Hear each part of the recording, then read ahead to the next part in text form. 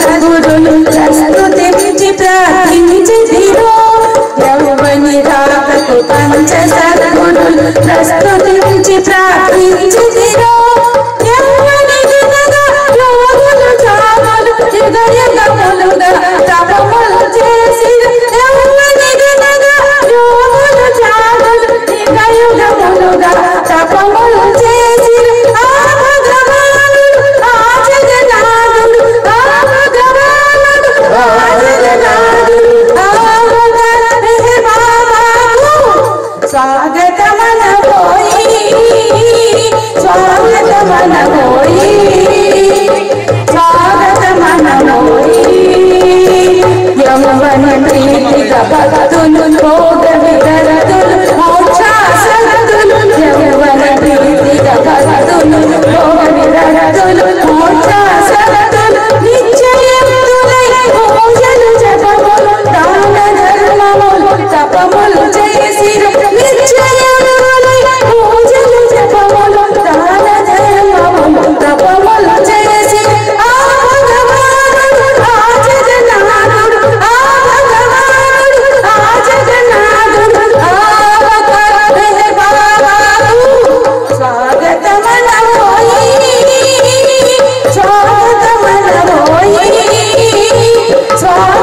స్వాగతమనబోయి యవ్వనుడు నేడంటే దుస్తుల శిస్తుల కష్టపెట్టిరో యవ్వనుడు నేడంటే దుస్తుల శిస్తుల కష్టపెట్టిరో యవ్వని ధరని సాధువులంతా సకల కష్టములు సహించినారు యవ్వని ధరని సాధువులంతా సకల కష్టములు సహించినారు ఆ భగవానుడు ఆ జగన్నాథుడు ఆ భగవే బాబాకు స్వాగతమనబోయి స్వాగతమనబోయి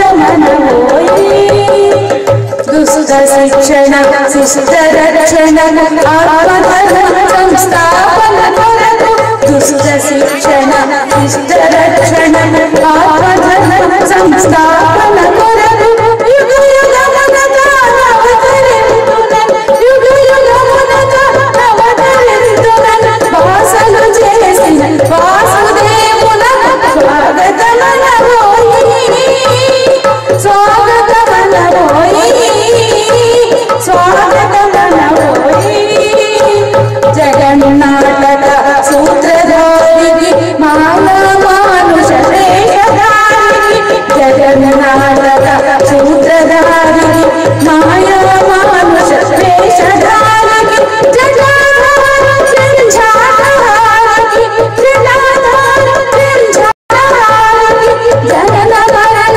పరిహారి జగరకు స్వాగతమనబోయి స్వాగతమనబోయి స్వాగతమనబోయి ఏ గురుడు మళ్ళీ మైత్రేయునిగా అవతరించునన్ బహుళందురు ఏ క్రీస్తు మళ్ళీ మరల వచ్చునన్ క్రైస్తవులంతా నమ్మెదరో ఈ మహమ్మదు మళ్ళీ మమ్మెదిగా మరల వచ్చునన్ ముస్లిములందరూ ఆయ్ మహమ్మది క్రీస్తులకు మైత్రేయులకు మెహరులకు మహమ్మది క్రీస్తులకు మైత్రేయులకు మెహరులకు స్వాగతమనబోయి స్వాగతమనబోయి స్వాగతమనబోయి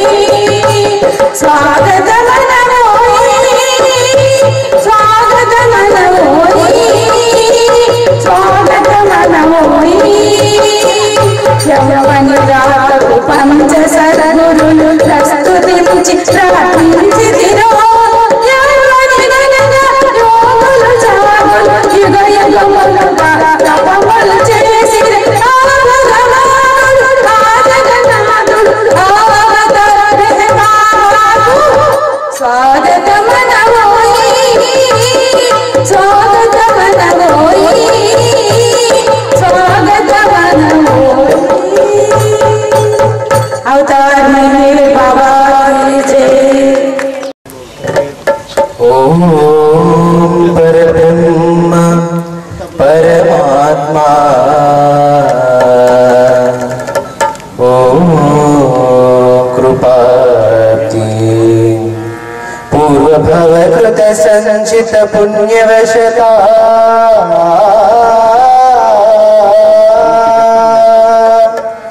सगुण रूपము దాల్చిన యుగమునందే నేను జీవించి నీ సేవలెల్ల చేయు ధన్యుడా జోహారు దివ్యావతార మూర్తి శరణు సాయుధ్యమీడు మెహేరు చక్రవర్తి ఆ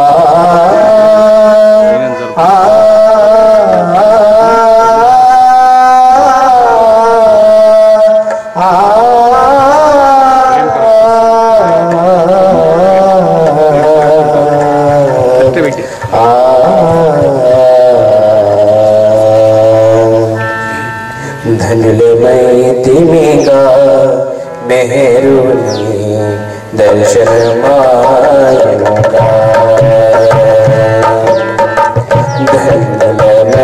धन्यमयतिमिगा मेहरुनि दर्शनमायनुगा परमात्मा दर्शनमायनुगा पूर्वजन्म संस्कार फलितमुना पूर्वजन्म संस्कार फलितमुना सर्वमयानि अंडरविंचनो सर्वमयानि अंडरविंचनो पूर्वजन्म कृता पुण्यभाग्यमुना पूर्वजन्म कृता पुण्यभाग्यमुना पुण्यतिनि नी प्रेम प्रसादमु पुण्यतिनि नी प्रेम प्रसादमु धन्युलमयतिमिगा मेहरुनि दर्शनमायनुगा परमात्मा दर्शनमायनुगा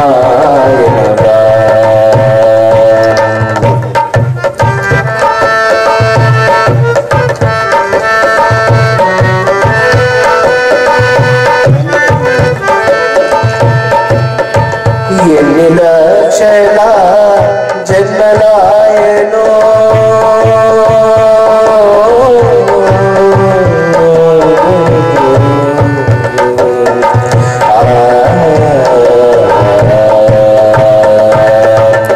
ఎన్ని లక్షల జన్మలాయనో నిన్ను దాచని కృపలభించగను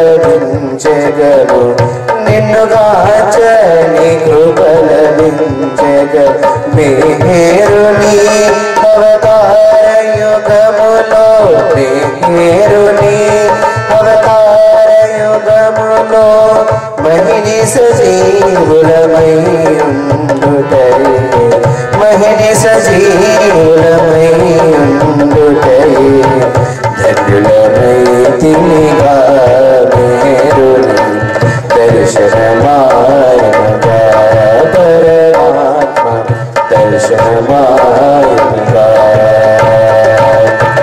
रामकृष्ण अवतार युगमुలలో रामकृष्ण अवतार युगमुలలో ప్రేమతో గొలచిన ఋషియోగి ప్రజలు ప్రేమతో గొలచిన ఋషియోగి ప్రజలు ఎంత ధన్యులని ముదముందితిమో ఎంత ధన్యులని ముదముందితిమో అంతవారమని మురియుచుంటిమి అంతవారమని మురియుచుంటిమి ధన్యులమైతిమిగా మెహరుని దర్శనమాయనుగా परमात्मा दर्शनमायनुगा महिलो मानव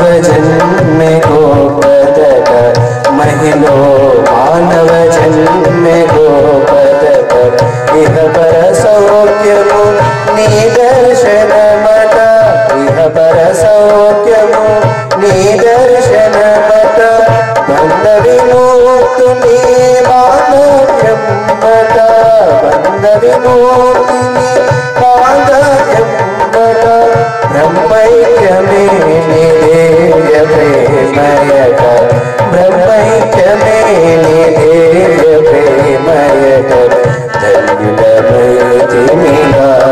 మేరుని దర్శనమారుక పరమాత్మ దర్శనమారుక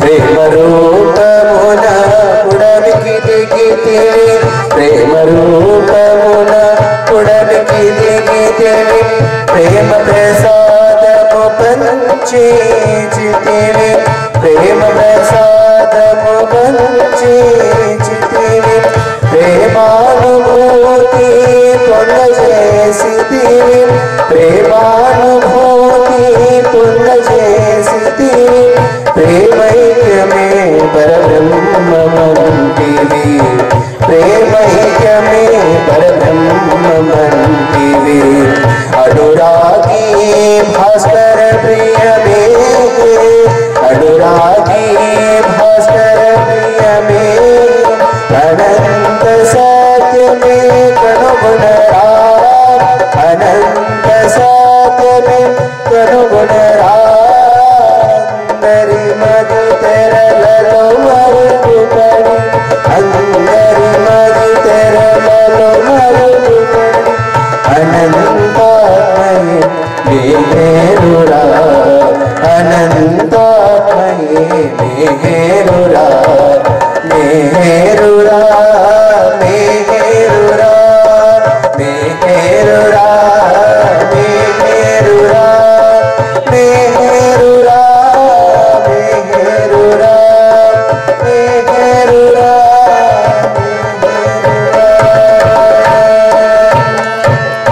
अवतार मेहर बाबा की जय।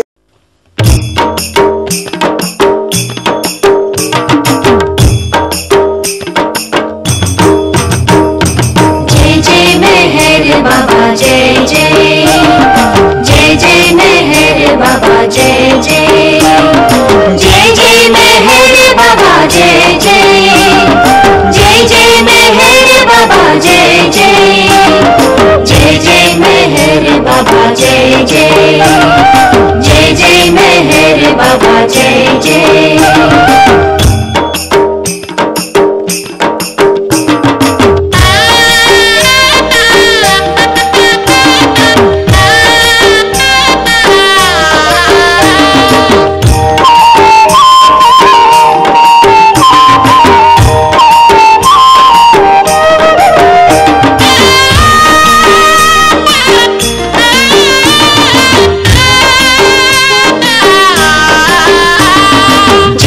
बाबा जय जय जय जय मेहर बाबा जय जय మెహర్ లహరిలో ఊలలాడరా దేవదేవుని పాట పాడరా జయ జయ మెహర్ బాబా జయ జయ జయ జయ మెహర్ బాబా జయ జయ మెహర్ లహరిలో ఊలలాడరా దేవదేవుని పాట పాడరా ప్రేమకు ఆయన పెన్నిధిరా మోక్షకామికి సన్నిధిరా ప్రేమకు ఆయన పెన్నిధిరా మోక్షకామికి సన్నిధిరా మెహర్ లహరిలో ఊలలాడరా దేవదేవుని పాట పాడరా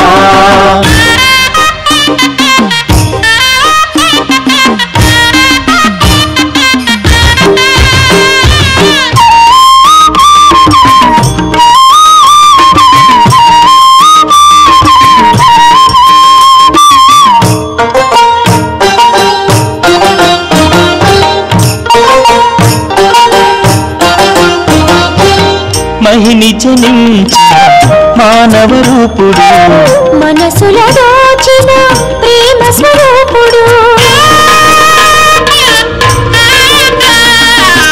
మహిని జనించిన మానవ రూపుడు మనసులో దాచిన ప్రేమ స్వరూపుడు కరుణకు నెలువు వరముల గురు సరసనలేడను విరహమవలదు తలచిన ఎంతట చెంతకు చేరు తలచిన ఎంతట చెంతకు చేరు లహరిలో లలాడరా దేవదేవుని పాట పాడరా ప్రేమకు ఆయన పెన్నిధిరా మోక్షకామికి సన్నిధిరా మెహర్ లహరిలో లలాడరా దేవదేవుని పాట పాడరా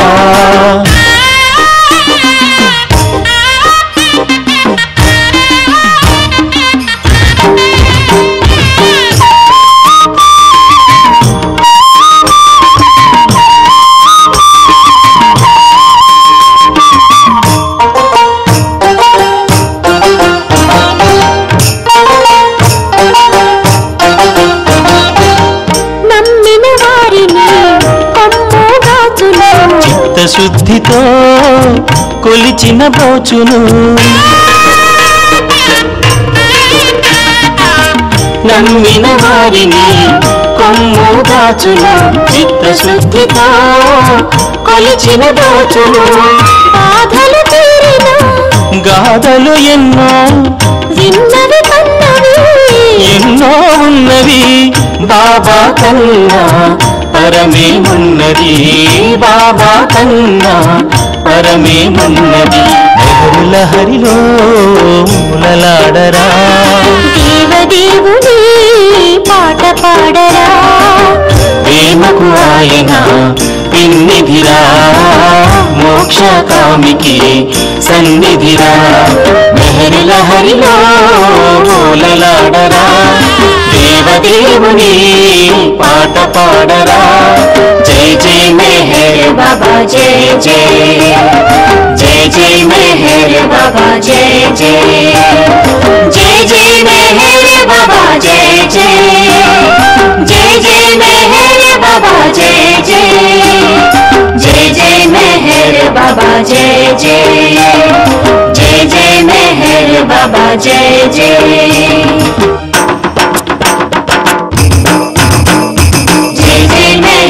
Baba Jai Jai Jai Jai Meher Baba Jai Jai Jai Jai Meher Baba Jai Jai Jai Jai Meher Baba Jai Jai Jai Jai Meher Baba Jai Jai Jai Jai Meher Baba Jai Jai Jai Jai Meher Baba Jai Jai Jai Jai Meher Baba Jai Jai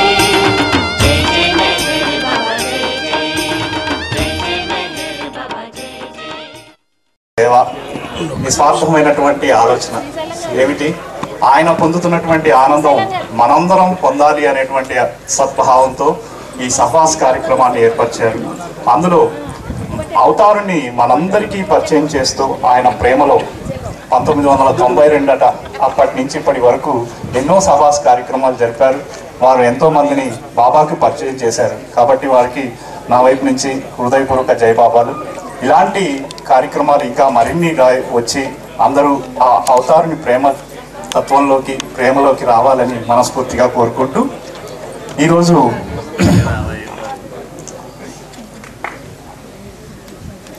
ఆధ్యాత్మిక జీవితం జీవించడం గురించి మాట్లాడుకుందామండి. అందులో భాగంగా వయసు గడిచిపోతుంది. నల్లగా ఉన్నటువంటి వెంట్రుకలు తెల్లగా మారిపోతున్నాయి, కొందరికి వెంట్రుకలే వెళ్ళిపోయాయి, వయసు పెరిగిపోతుంది. మరి మనం బాబా ప్రేమలో ఎంత ప్రేమను అనుభవిస్తున్నాం, మనం బాబా ప్రేమికులుగా ఎలా మన జీవితాన్ని మనం గడుపుకుంటున్నాం అన్న విషయాన్ని మనల్ని మనం ప్రశ్నించుకునేందుకు ఒక చిన్న అవగాహనతో ఈ డిస్కషన్ స్టార్ట్ చేద్దామండి.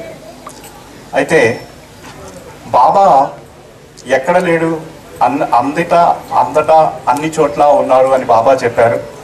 బాబా ఆయన ప్రేమమూర్తి, అందరినీ ప్రేమించాలి, ఆ ప్రేమించడంలోనే నన్ను మీరు కనుగోగలుగుతారు అని బాబా సందేశం.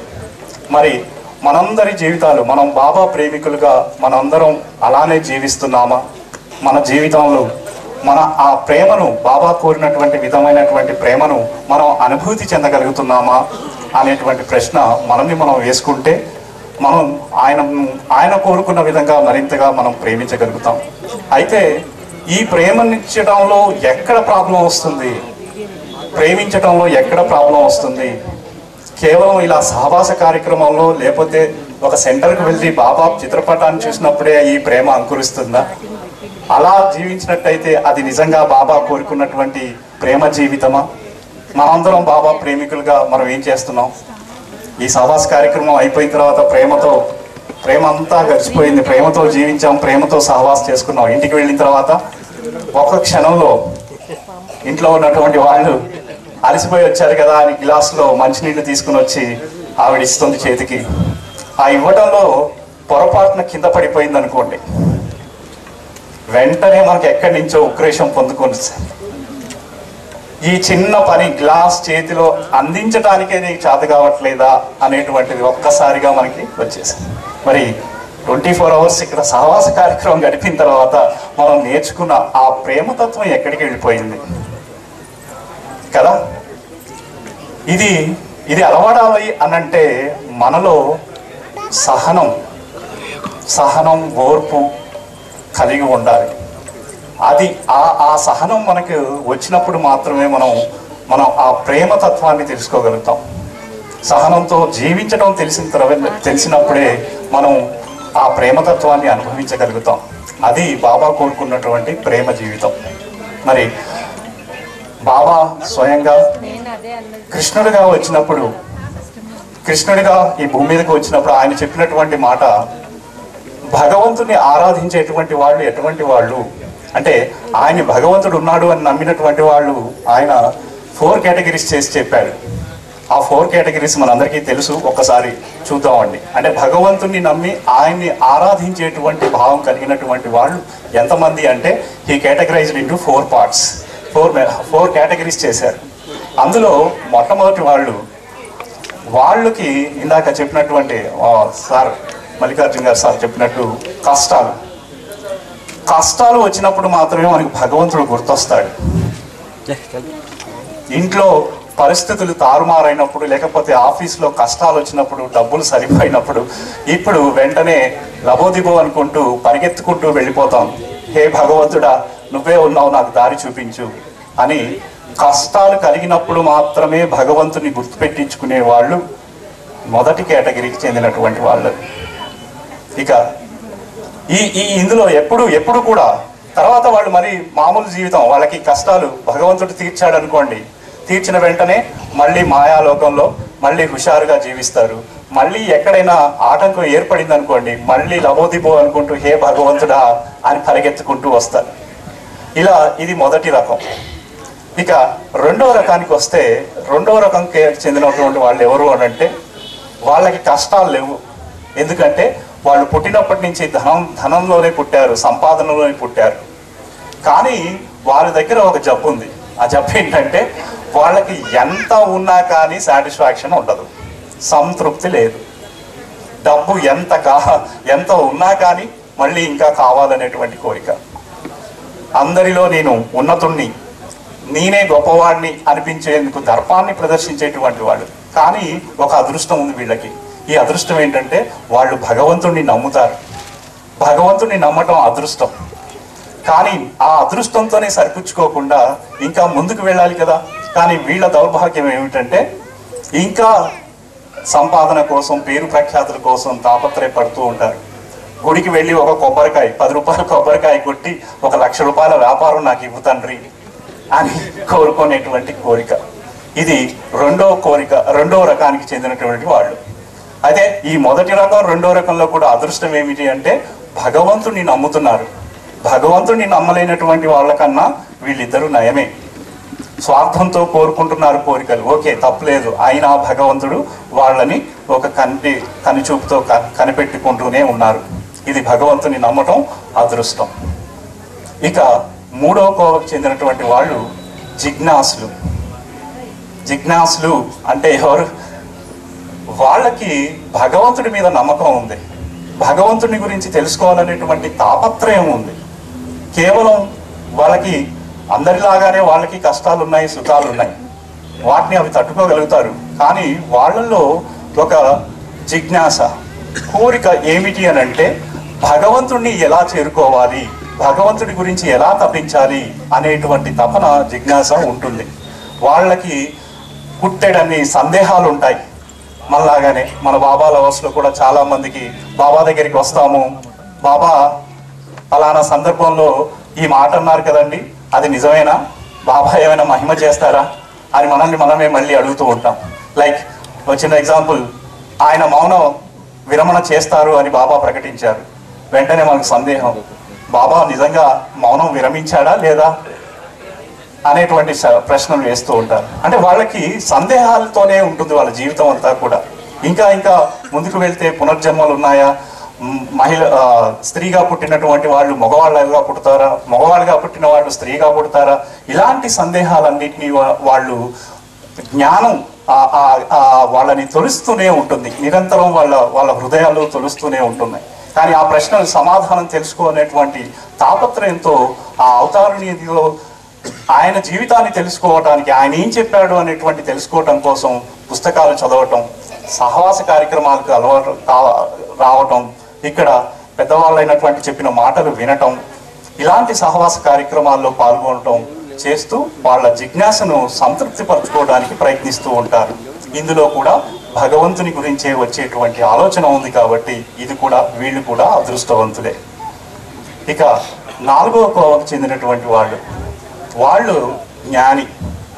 వాళ్ళకి జ్ఞానం, ఈ జ్ఞానం అంతా ఉంది వాళ్ళకి.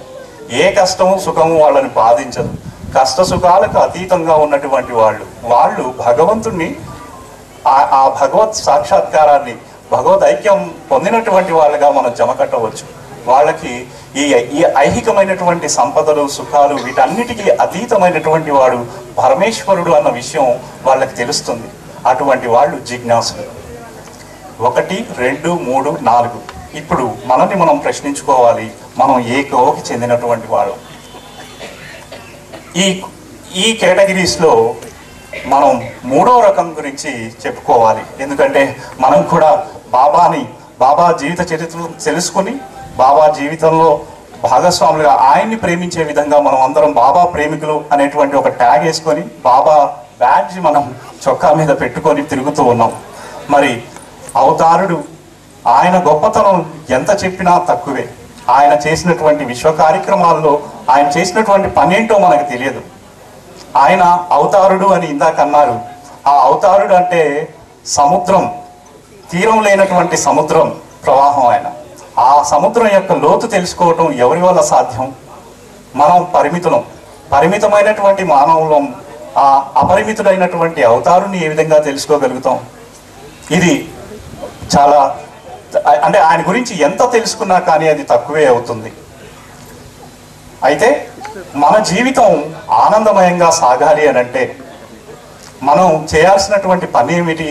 మనం బాబా ప్రేమికులకు అనిపించుకున్న తర్వాత మన జీవితం ఎలా మనం ముందుకు సాగాలి, మనం ఎలా జీవించాలి, మన జీవితం ద్వారా ఇతరులకి మనం బాబాని ఎలా పరిచయం చేయగలగాలి అనేటువంటి ఆలోచన మనలో మెదలాలి. దానికి ముందుగా అడుగులు వేయాలి. ఆ అడుగులు వేసేటువంటి ప్రయత్నంలో మనం ముందుగా నేర్చుకోవాల్సింది ఏమిటి అని అంటే కష్టాలు. కోరుకున్నప్పుడు మనకి కష్టాలు సుఖాలు రెండూ వస్తాయి అని తెలుసుకోవాలి. కోరికల్ని కంట్రోల్ చేసుకుంటే కష్ట సుఖాలు తగ్గుతాయి. అంటే ఈ కోవలో వచ్చినప్పుడు జ్ఞానం అనేటువంటి వెలుగు మనకి ప్రసరించడం వల్ల కష్టాలు సుఖాలు తగ్గుతాయి. ఇందాక కష్టాలు తగ్గుతాయా అని అంటే కష్టాలు తగ్గవు, సుఖాలు తగ్గవు, కానీ వాటిని ఎదుర్కొనేటువంటి శక్తి సామర్థ్యాలు మనకు తయారవుతాయి. అది ఎలా? జ్ఞానం ద్వారా. దీనికి ఒక చిన్న ఎగ్జాంపుల్ చూడండి.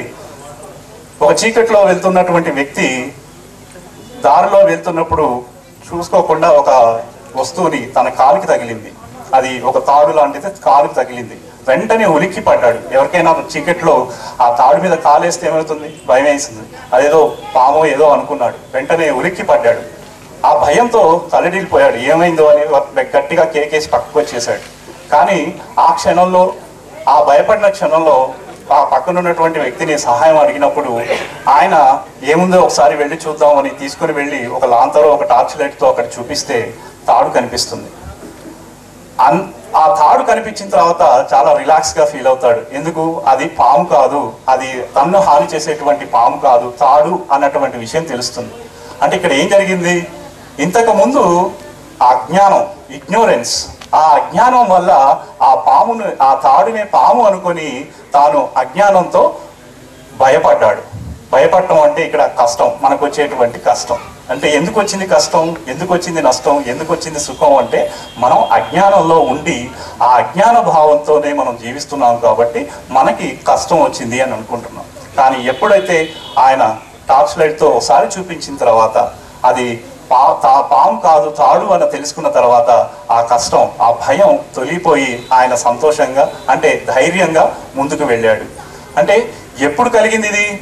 ఆ తాడుని వెలుగుతో చూపించినప్పుడు. అలాగే మనందరం కూడా ఆయన మరింతగా అంటే మనకు వచ్చేటువంటి కష్ట సుఖాలన్నింటినీ కూడా మనం ఎదుర్కొనేటువంటి ధైర్యం ఎప్పుడు వస్తుంది అని అంటే ఆ జ్ఞానాన్ని ప్రసాదించేటువంటి ఆ జ్ఞానమూర్తి అవతారుణ్ణి గట్టిగా పట్టుకున్నప్పుడు మాత్రమే అది మనకు సాధ్యమవుతుంది. అందుకే ఇలాంటి సహవాస కార్యక్రమాల్లో మనం చేయాల్సింది మనకు వచ్చేటువంటి కష్టాల్ని నష్టాల్ని ఏవైనా కానీ వాటిని భరించేటువంటి శక్తిని మనకు ప్రసాదించమని కోరుకోవటం కన్నా అంతా ఆయన ఇచ్చకు వదిలి మనందరం జీవించాలి. ఆ జీవితం ప్రేమ పరిమితమై ఉండాలి. దానికి ఇందాక చెప్పినట్టు సహనంతో జీవించటం అనేది ఇంపార్టెంట్. ఇది అవతార్ మెహర్లు పత్రికలో కూడా నవంబర్ మాస పత్రికలో ఈ సహనం గురించి చాలా చక్కగా చెప్పారు. ఆ సహనానికి సంబంధించినటువంటి 2 విషయాలు చెప్పి నేను క్లోజ్ చేస్తాను. సహనం అది మరణం కంటే చాలా కష్టమైంది అని టైటిల్లోనే వేశారు. సహనాన్ని ప్రదర్శించడం అనేది కష్టంతో కూడింది. ఎంత కష్టంతో కూడిందంటే మరణంతో పోల్చారు. సహనం కన్నా మరణమే మేలు అని మనం తెలుసుకుంటామట. అంత కష్టమైనటువంటిది సహనం. ఎందుకు అనంటే ఈ మాయాపూరితమైనటువంటి అసత్య విలువలు కలిగినటువంటి ఈ ప్రపంచంలో మునిగిపోయి వీటికి బానిసలమైపోయి మనం ఆ సహనాన్ని కోల్పోతూ జీవిస్తున్నాం. ఈ సహనం ఎప్పుడైతే కోల్పోతామో మనం మానవ ప్రవృత్తి పశు ప్రవృత్తిగా మారిపోతుంది. పశువులకి, జంతువులకి వాటికి విచక్షణ అనేది ఉండదు. కేవలం మనిషికి మాత్రమే ఈ ఉత్కృష్టమైనటువంటి మానవ జన్మ ఎందుకు అన్నారంటే విచక్షణ ఉంది, జ్ఞానం ఉంది, చైతన్యం ఉంది, భగవంతుని తెలుసుకునేటువంటి చైతన్యం కూడా ఉంది. కాబట్టి ఇక్కడ సహనంతో ఉండటం అనేది నేర్చుకోగలిగితే మనం ఆధ్యాత్మికంగా ముందుకు వెళ్ళగలుగుతాం. అందుకు బాబా హౌ టు లవ్ గాడ్ అనేటువంటి దాంట్లో ఈ సహనం గురించి కూడా ఒక మాట చెప్పారు. ఎవరికి ఎలాంటి పరిస్థితుల్లో బాబా ఉంచారో అటువంటి జీవితాన్ని సంతృప్తికరంగా జీవించగలిగినట్టయితే అదే భగవంతుని ప్రేమించటం అని చెప్పారు. ఎలా అయితే మనకి ఈ పరిస్థితులు కల్పించబడ్డాయో ఈ పరిస్థితులు యాజ్ ఇట్ ఈస్ గా తీసుకోగలిగితే, అలా జీవించగలిగితే అది భగవంతుని ప్రేమించేటువంటి ప్రేమ జీవితమే అవుతుంది అన్నారు. ఈ సహనం గురించి ఎరుచ్ బాబా యొక్క సహనాన్ని మాత్రం కొనియాడారట. ఆయన అవతారుడి యొక్క సహనం, ఆయన కూడా భూమి మీదకి వచ్చారు. ఎవరి కోసం వచ్చారు? ఆయన మనందరి కోసం, మనందరి మీద ఉన్నటువంటి ప్రేమ కోసం, మన కోసం వచ్చాడు. రావాల్సిన అవసరం లేదు, కానీ మనందరి మీద ప్రేమ కోసం వచ్చాడు.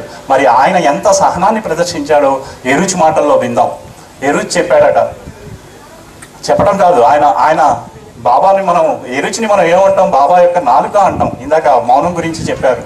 ఆ 44 సంవత్సరాల్లో ఎరుచ్ పక్క నుండి ఆయన యొక్క సైన్యాలన్నింటినీ కూడా ఆయన మాటల రూపంలో చెప్తూ ఉన్నాడు. మరి అలా చెప్తుండటమే కాదు, బాబా ఇచ్చినటువంటి సాహిత్యం అయినటువంటి గాడ్ స్పీక్స్ కానీ, డిస్కోర్సెస్ కానీ వీటిని కూడా వాళ్ళందరికీ చెప్పడం జరిగింది. మరి అలా చెప్తున్నప్పుడు మాటలు లేకుండా సంజ్ఞలతో చెప్పటం వల్ల ఎంత కష్టం. అది అవతల వ్యక్తికి అది అర్థం అవ్వాలి కదా. మాటలు మాట్లాడుతుంటేనే చాలా మందికి అర్థం కాదు. అలాంటిది సంజ్ఞలు చేసి చూపిస్తున్నప్పుడు అవతల వ్యక్తి అర్థం చేసుకొని దాన్ని నోట్ పుస్తకంలో రాయటం ఎంత కష్టం. తండ్రి ఎంత అవస్థ పడ్డాడు. మరి ఒక గాడ్స్ పుస్తకం 10 చాప్టర్లు, డిస్కోర్సెస్, ఇలాంటి ఎవ్రీథింగ్ అండ్ నథింగ్, ఇలాంటి పుస్తకాలు సాహిత్యాన్ని ఇస్తున్నప్పుడు మరి ఆయన ఎంత కష్టాన్ని అనుభవించారో ఒక్కసారి ఆలోచించండి. ఏ లెటర్ చూపించటం, సి లెటర్, ఒక వర్డ్ చెప్పటానికే దాదాపు 10-15 నిమిషాలు తీసుకునటం. మరి బాబాకి ఎంత సహనంతో మనందరికీ ఆయన యొక్క సాహిత్యం అర్థం అవ్వాలని ఆయన ప్రయత్నం చేశాడు. ఆ సహనం అపూర్వమైనటువంటి సహనం. ఎంత ఓర్మితో ఆయన మనందరికీ ఆయన జ్ఞానాన్ని మనం అందించడానికి ఆయన ప్రయత్నం చేశాడు. ఇది ఎరువు చెప్పాడు ఆ బాబా యొక్క సహనాన్ని పొగుడుతూ. అలాగే మెహ్రా కూడా ఆవిడ మెహ్రాబాద్లో ఉన్నటువంటి వాతావరణ పరిస్థితి, అప్పుడు ఉన్నటువంటి పరిస్థితులు ఎలా అంటే ఎండాకాలం, అక్కడ వానలు కూడా కురవు కదా, మనందరికీ తెలుసు. అమర్తిదికి వెళ్తే వాటర్ కోసం చాలా ఇప్పటికి కూడా రిస్ట్రిక్షన్స్ ఉంటాయి. మరి అలాంటి పరిస్థితుల్లో మెహ్రా వాళ్ళందరూ కలిసి, మండలి వాళ్ళందరూ కలిసి వెళ్ళి బాబా దగ్గరికి వెళ్ళి అడిగారట, బాబా ఏమిటి వాతావరణం, వాటర్ లేకుండా, నీళ్లు లేకుండా చాలా అవస్థలో ఉంది మెహ్రాబాద్, మీరేమైనా చేయండి బాబా అన్నట్టు ఆయన ప్రార్థించారట. బాబా అప్పుడు ఏం చెప్పారట వాళ్ళందరికీ, సహనంతో ఓర్మితో ఉండండి, వర్షాలు పడతాయి. 1 కాదు 2 సార్లు 3 సార్లు బాబా అలానే చెప్పారు. మరి సాక్షాత్తు మెహ్రానే బాబాని ప్రాధేయపడింది, ఓపికతో ఉండమని బాబా చెప్పినటువంటి ఆ సహనం అది. కొన్ని రోజుల తర్వాత వాన పడి అక్కడ ఉన్నటువంటి వాళ్ళందరికీ దాహం తీరింది. ఇది మెహ్రా సహనం గురించి చెప్పినటువంటి విషయం. ఇంకొక ఎరువు చెప్పినటువంటి ఒక చిన్న స్టోరీ చెప్పి సహనం గురించి వచ్చేస్తాం.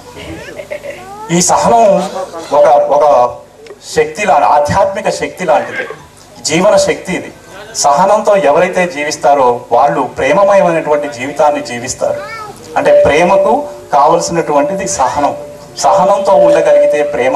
ఎందుకు మన ఇంట్లో చూస్తూ ఉంటాం కదా, పిల్లలు ఆడుతున్నప్పుడు వాళ్ళు రిమోట్ పగలగొడతారు, ఫోన్ పగలగొడతారు, ఇంట్లో ఉన్నటువంటి అన్ని కాస్ట్లీ వస్తువులు ఏవైనా పగలగొట్టినా కానీ మనం కోపం వస్తుందా?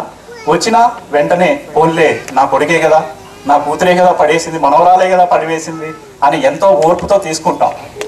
అంత సహనం తల్లికి మాత్రమే ఉంటుంది, తండ్రికి మాత్రమే ఉంటుంది బిడ్డల పట్ల. మరి అలాంటి సహనం, అలాంటి ప్రేమ మరి ఇతరుల విషయాల్లో ఎందుకు ఉండదు? ఎక్కడ గ్యాప్ వస్తుంది అని అంటే దానికి మరొక డిస్కషన్స్ ఉంది, కానీ అది ఇప్పుడు కాదు. కానీ మనం ఆ పరిస్థితిని గుర్తెరగాలి. అవతల వ్యక్తి కూడా నాలాంటి వ్యక్తే, నేనేవైతే అనుభూతులు పొందుతున్నానో అవతల వ్యక్తి కూడా అలాంటి భావనతోనూ ఆలోచనలతోనూ ఉన్నాడు అనే విషయం తెలిసినప్పుడు ఇది ఇంకొద్దిగా ముందుకు వెళ్తుంది. అయితే దీన్ని బాబా ఎరువు చెప్పినటువంటి కథలో ఒక చాకలివాడు అతను తన వృత్తి ధర్మం ప్రకారం బట్టలన్నింటినీ ఉతికి ఆరవేశాడట. ఆరవేసి అక్కడ వెయిట్ చేస్తూ ఉన్నప్పుడు భగవత్ ప్రేమికుడు పరధ్యానంలో, అంటే భగవంతుని యొక్క ధ్యానంలో ఉంటూ ఆ దారిని నడుచుకుంటూ వెళ్ళాడట. అలా నడుచుకుంటూ వెళ్తున్నప్పుడు ఆయన పాదాల కింద ఈయన ఉతికినటువంటి బట్టలన్నీ కూడా ఆయన మట్టితో ఉన్నటువంటి పాదాల మీదకి ఆ బట్టలన్నీ మురికైపోయాయట. వెంటనే పాపం ఎంతో పొద్దున్నుంచి మధ్యాహ్నం వరకు కష్టపడినటువంటి ఆ చాకలి వాడు చూసి ఎంతో కష్టానికి లోనై మళ్ళీ మట్టి అయిపోయేసరికి ఆయనకి విపరీతమైనటువంటి కోపం వచ్చి ఆ భక్తుడిని కొడుతూ, ఆ ప్రేమికుడిని కొడుతూ ఉన్నాడట. వెంటనే భగవంతుడు ఈ విషయం చూసి తల్లడిల్లిపోయాడట. అయ్యో, పరధ్యానం, ఎవరి ధ్యానం? భగవంతుడి ధ్యానం. నా ధ్యానంలో ఉన్నటువంటి భక్తుడిని అనవసరంగా అక్కడ వాడు కొట్టేస్తున్నాడే అనేసి ఆయన జాలితో ఎక్కడ నిన్ను సభలో ఉన్నాడట. వెంటనే వాళ్ళందరికీ చెప్పి, నా ప్రేమికుడికి అక్కడ కష్టం కలుగుతుంది, నేను వెళ్ళి రక్షిస్తాను అని బయలుదేరిన కొద్దిసేపటికే ఈ పరధ్యానంలో ఉన్నటువంటి భగవంతుడి ధ్యానంలో ఉన్నటువంటి ఒక వ్యక్తి వెంటనే మేలుకొని ఏం జరుగుతుందో గమనించాడట. తనకు దెబ్బలు పడుతున్నాయి, ఆ దెబ్బల నుంచి రక్షించుకోవడానికి తిరిగి ఆ చాకలి వాడిని కొట్టడం జరిగిందట. ఇద్దరు కొట్టుకోవడం మొదలు పెట్టారు.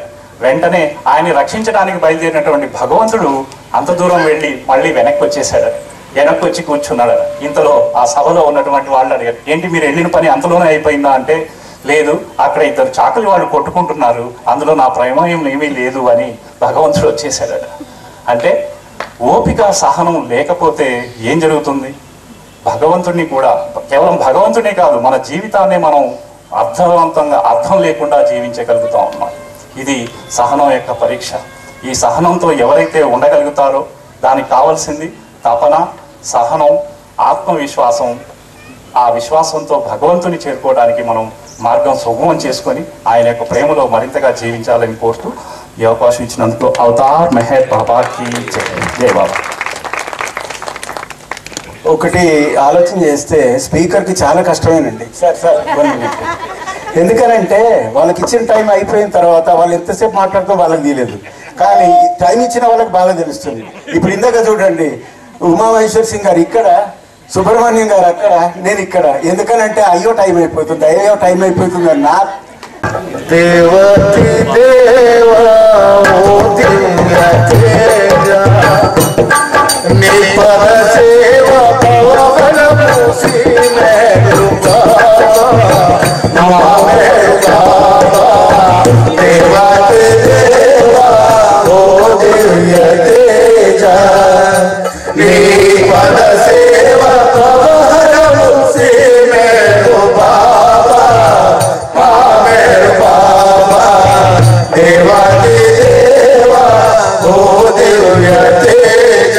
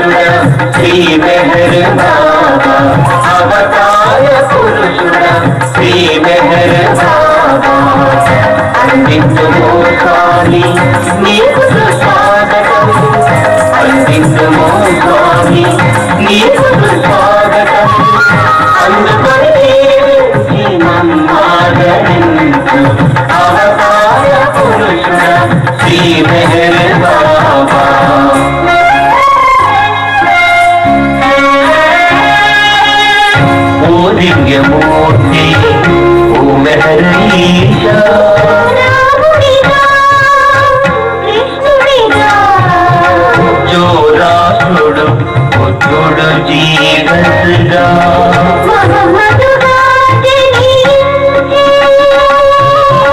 मेहर रामन अंदिंచిన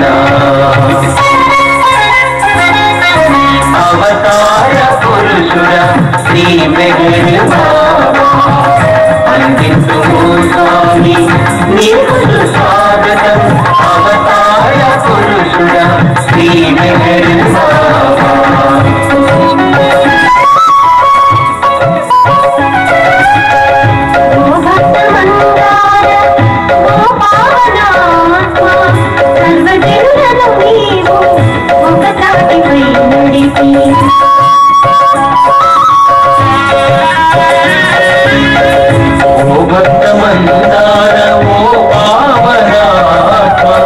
సర్వజనులను నీవు ఒక తాటిపై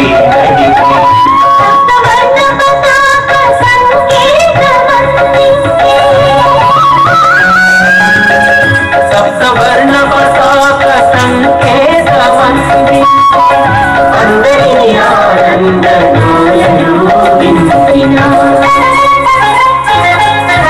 అవతార పురుషుడ శ్రీ మెహర్ బాబా అందించుము స్వామి నీకు స్వాగతం అవతార పురుషుడ శ్రీ మెహర్ బాబా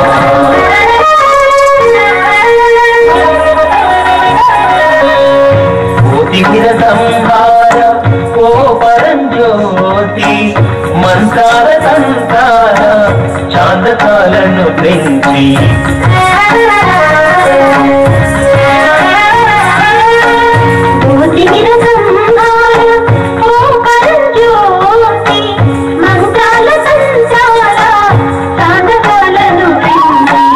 పూజాది వ్రతముల మతవాదములు తుంచి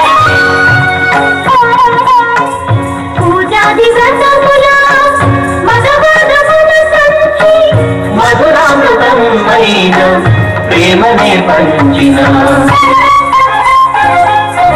అవతార పురుషుడ శ్రీ మెహర్ బాబా అందించుము స్వామి నీకు స్వాగతం అందుకొని